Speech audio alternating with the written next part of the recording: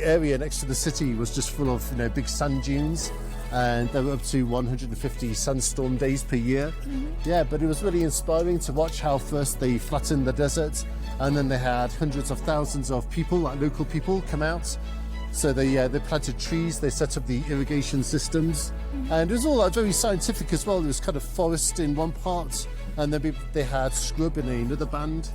Yeah, so not only was it a huge human endeavour, but there was a very big scientific process behind it as well.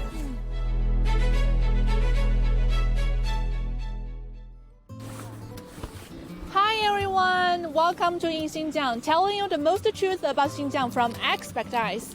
So from my wearing and the background, it is easy to tell that Xinjiang has entered the winter time.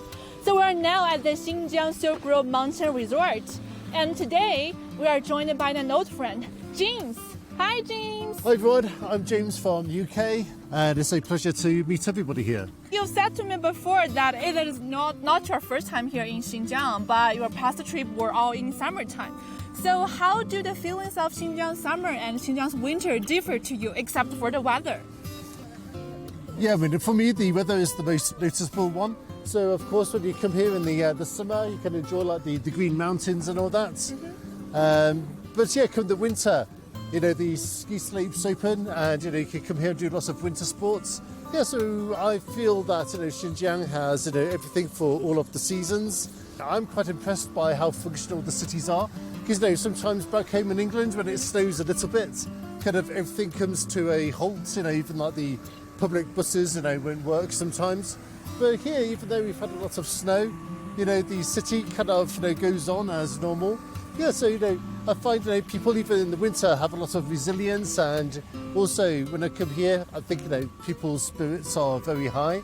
I'm wondering, what about Xinjiang draws you back here for so many times? Is the food, the people, the culture, or the view here?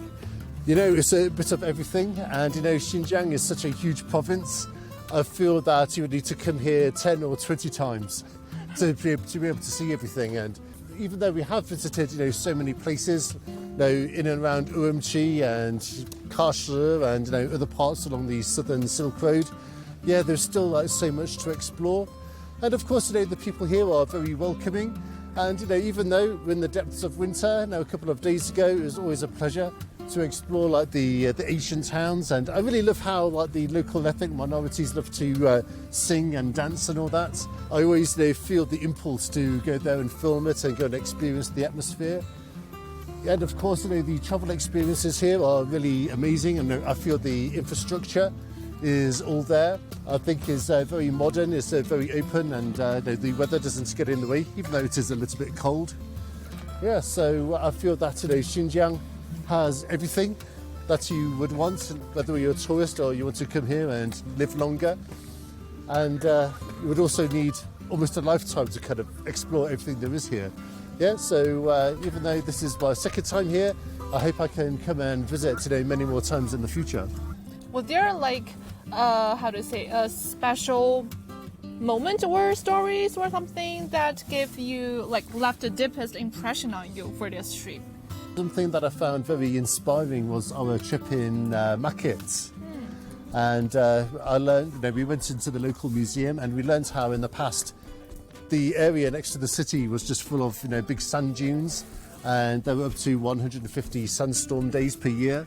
Yeah, but it was really inspiring to watch how first they flattened the desert, and then they had hundreds of thousands of people, like local people, come out. So they planted trees, they set up the irrigation systems, and it was all very scientific as well. There was kind of forest in one part, and then they had scrub in another band.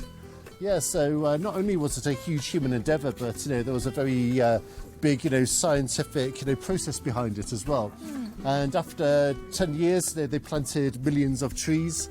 And yeah, it was really amazing to see how now the number of sandstorm days have reduced down to 50.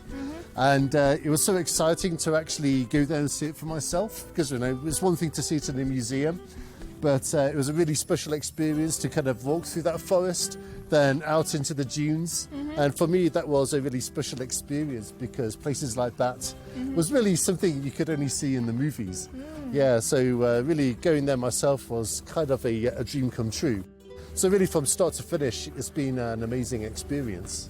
So I saw you shoot a lot of videos during these trips. I'm wondering that what is the biggest difference between the Xinjiang in your lens and the one covered in international reports?